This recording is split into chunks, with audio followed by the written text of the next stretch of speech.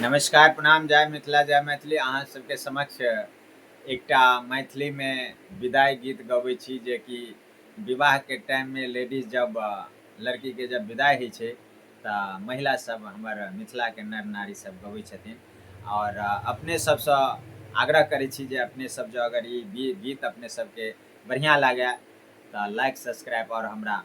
Channel के follow कर देबै।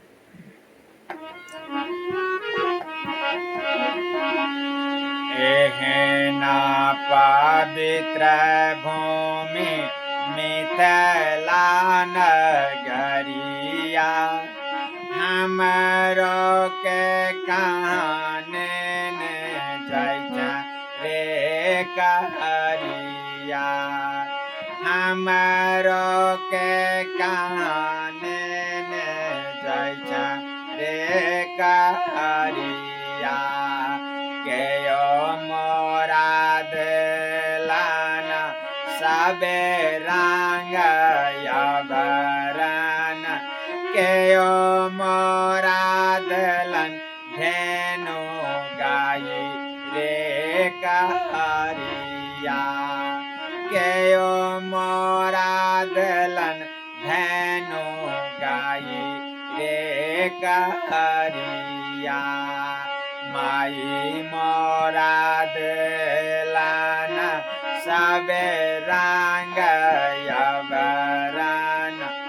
बाबा मोरा दिलन धेनु गाई रे कहरिया बाबा मोरा दिलन धेनु गाई रे कहरिया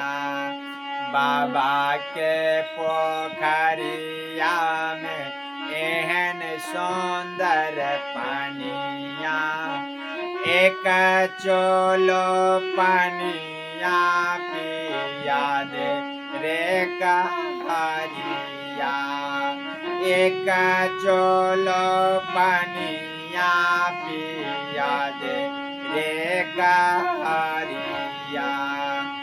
हिले ले आओ मिले ले आओ संग के सहेलिया आजो सिया जाए ससुरारी रे कहरिया आई सिया जाए ससुरारी रे कहरिया हिले संग के सहेलिया आई धिया जाए ससुरारी रे कहरिया आई धिया जाए ससुरारी रे कहरिया।